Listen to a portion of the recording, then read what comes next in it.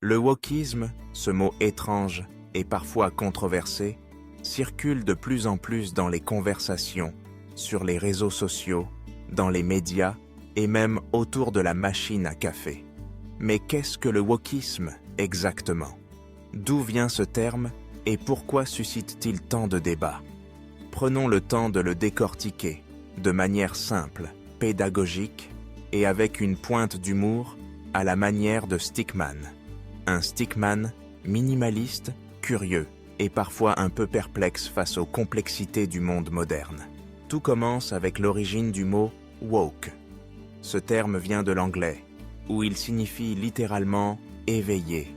Mais, au-delà du sens premier, il est utilisé pour décrire une personne éveillée aux injustices sociales, particulièrement celles liées à la race, au genre et à l'identité.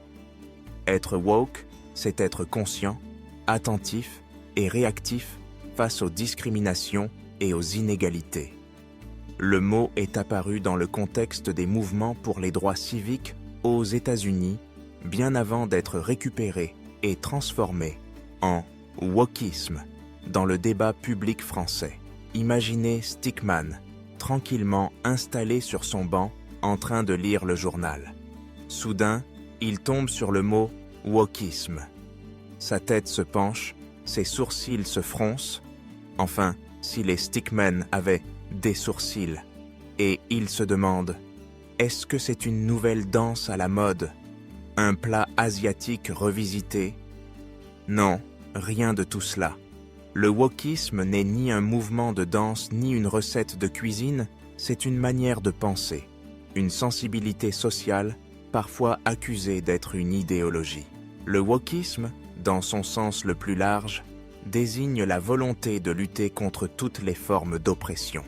Cela inclut le racisme, le sexisme, l'homophobie, la transphobie et le validisme, et toutes les discriminations, même celles qui sont plus subtiles ou institutionnalisées. Les personnes dites « woke » cherchent à identifier et à dénoncer ces injustices, parfois là où d'autres ne les voient pas. Pour Stickman, c'est un peu comme mettre des lunettes ultra-sensibles qui permettent de repérer les micro-agressions et les stéréotypes cachés dans le quotidien. Prenons un exemple. Stickman va au cinéma et remarque que, dans le film, tous les héros sont des hommes blancs, alors que les personnages issus de minorités sont des figurants ou remplissent des rôles secondaires. Être woke, c'est pointer du doigt cette représentation déséquilibrée et dire « Eh, pourquoi ne pas montrer la diversité réelle de la société ?» C'est vouloir que chacun ait sa place, que tout le monde se sente représenté, valorisé et respecté. Mais le wokisme ne s'arrête pas là. Il va plus loin, parfois jusqu'à revisiter l'histoire, les œuvres d'art, les traditions, sous l'angle des injustices passées. Stickman, armé de son crayon, commence à raturer les passages d'un vieux livre qui perpétue des stéréotypes racistes ou sexistes. Il propose de renommer des rues, d'ajuster les programmes scolaires, de modifier les paroles de chansons jugées offensantes. Pour certains, c'est une démarche nécessaire de réparation et de justice. Pour d'autres, c'est une forme d'excès ou de censure. C'est là que le débat s'installe. Le wokisme a ses défenseurs et ses détracteurs. Les premiers estiment qu'il est indispensable de remettre en question les normes et les habitudes qui perpétuent l'exclusion et la violence symbolique. Les seconds dénoncent une dérive moralisatrice, une chasse aux sorcières, une tendance à la victimisation et à la censure. Stickman, au milieu de tout ça, se gratte la tête. Mais où est-ce la limite entre la vigilance nécessaire et l'excès de zèle? Le wokisme peut aussi s'incarner dans des actions très concrètes, comme l'écriture inclusive, la création de toilettes non genrées, la suppression de termes jugés offensants ou la promotion de quotas pour garantir la diversité dans les entreprises et les institutions. Pour Stickman, c'est parfois compliqué à suivre. Il doit désormais apprendre à écrire « il » au lieu de « il » ou « elle, à distinguer les micro-agressions des simples maladresses, à naviguer dans un monde où chaque mot est pesé, chaque geste analysé. Une des critiques majeures adressées au wokisme est son aspect radical et parfois dogmatique. Certains lui reprochent de diviser plutôt que de rassembler, de créer de nouvelles frontières entre les groupes sociaux, de stigmatiser ceux qui ne sont pas assez éveillés.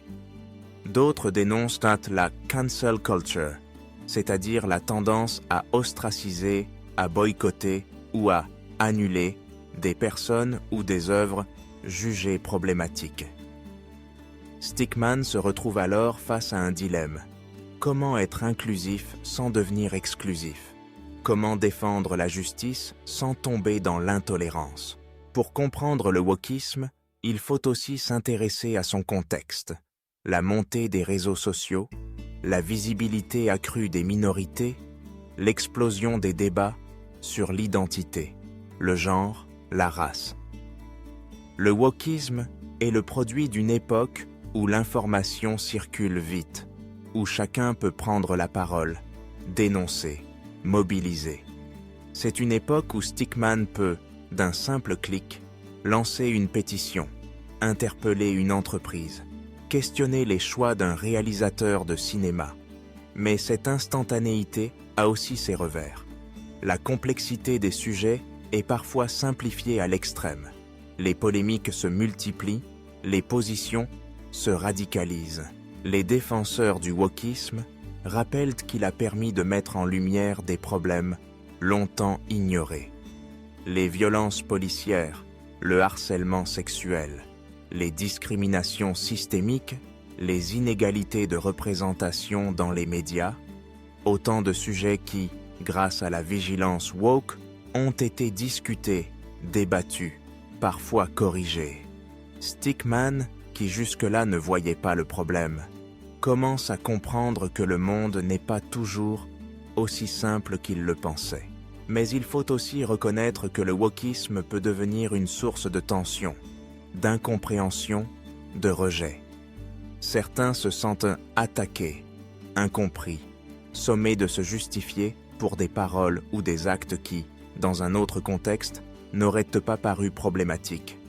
Stickman se demande alors, est-ce qu'on peut vraiment tout dire? Est-ce qu'on peut encore plaisanter, débattre, critiquer? Ou faut-il toujours surveiller ses mots, ses gestes, son humour? Le wokisme n'est pas un mouvement organisé, avec une doctrine officielle ou des chefs reconnus. C'est plutôt une sensibilité, une manière d'être au monde, de voir les rapports sociaux, de questionner les injustices. Il existe des nuances, des divergences, des débats internes.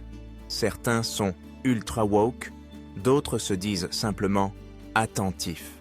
D'autres encore rejettent le terme. Stickman, lui, cherche sa voie.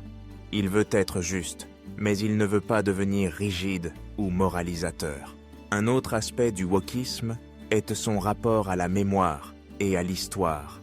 Il invite à revisiter le passé, à reconnaître les erreurs, les violences, les exclusions. C'est pourquoi on voit émerger des débats sur les statues, les noms de rue, les commémorations. Stickman se balade dans la ville et remarque que certaines statues sont déboulonnées, que des plaques sont changées, que des monuments sont recontextualisés. Ce n'est pas une volonté de tout effacer, mais de mieux comprendre, de mieux inclure. Le wokisme pose aussi la question de l'intersectionnalité, c'est-à-dire la façon dont plusieurs formes de discrimination peuvent se croiser et s'additionner. Une femme noire, homosexuelle et handicapée ne vit pas la même expérience qu'un homme blanc valide et hétérosexuel. Être woke, c'est reconnaître la complexité des identités, des parcours, des oppressions. Stickman, face à cette mosaïque, comprend que la justice sociale ne se limite pas à une seule lutte, mais à une multitude de combats, parfois imbriqués. Mais le wokisme n'est pas sans défaut. Il peut parfois être perçu comme excessif, manquant de nuances, trop radical. Certains l'accusent de créer une nouvelle forme de conformisme, où il faut penser et agir selon des codes stricts, sous peine d'être rejeté. D'autres y voient une opportunité de dialogue, d'apprentissage, de remise en question. Stickman, toujours un peu perplexe, se dit qu'il vaut mieux écouter, comprendre, questionner, plutôt que de trancher trop vite. L'humour, dans tout ça, a-t-il encore sa place? Peut-on rire de tout? Le wokisme invite à réfléchir à la portée de nos blagues, à leur impact, à leur contexte. Stickman, qui aime plaisanter, doit parfois se retenir, revoir ses classiques, éviter les stéréotypes. Mais il découvre aussi que l'humour peut être un outil de critique, de déconstruction, de prise de conscience. Il apprend à rire avec, plutôt que de rire contre.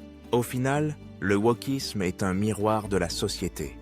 Il révèle ses tensions, ses aspirations, ses contradictions. Il invite à plus de justice, de respect, d'inclusion, mais il pose aussi la question de la liberté, de la nuance, du dialogue. Stickman, après ce long voyage dans le monde du wokisme, se rend compte que rien n'est simple, que chaque question en soulève une autre, que chaque réponse appelle une nouvelle interrogation.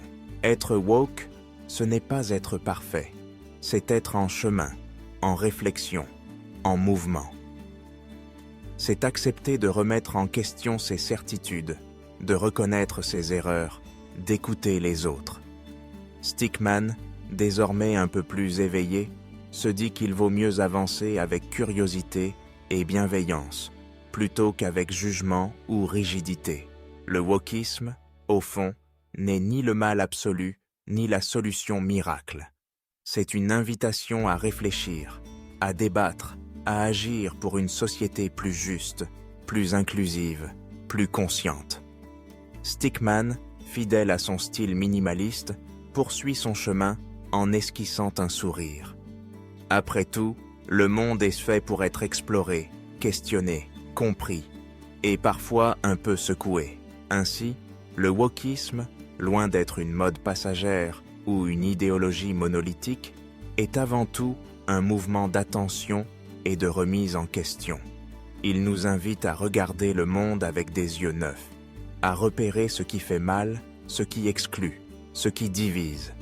Mais il nous rappelle aussi que la justice sociale ne se construit pas dans la précipitation ou le rejet, mais dans la nuance, la discussion et la volonté d'avancer ensemble.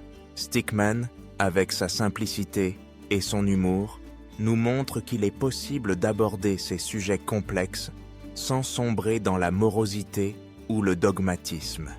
Il nous rappelle que l'éveil, la vigilance et la justice sont des chemins, pas des destinations, et que parfois, un peu de bienveillance, d'autodérision et de curiosité suffisent pour rendre le monde meilleur, ou du moins un peu plus compréhensible.